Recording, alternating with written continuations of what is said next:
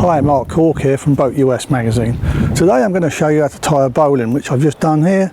It's one of the most essential knots that you can have on board, and you use it anytime you want to tie a temporary loop in the end of a rope. Often when people are tying knots, you'll hear about two different terms. One is the working end and the other is the standing part. The working end is the end of the rope that does all the work. In other words, that's what you use to form the knot with, and the standing part is what you tie the knot around. The first part of making the knot is that you take the rope about a foot between your both hands, you twist your right hand and you form a loop. And it looks like either a 9 or a 6, whichever you prefer, but basically you're forming an overhand loop. I take the other end of the line, which is the working part, and it goes through the hole.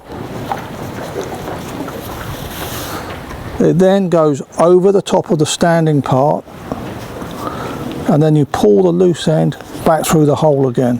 Then you grip all three parts here and you pull it up tight.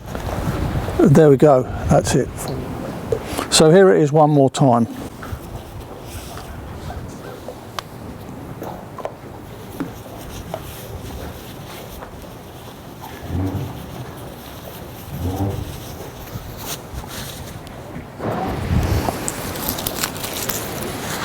So there you have it, a simple, easy knot that's very important that everybody should know how to tie.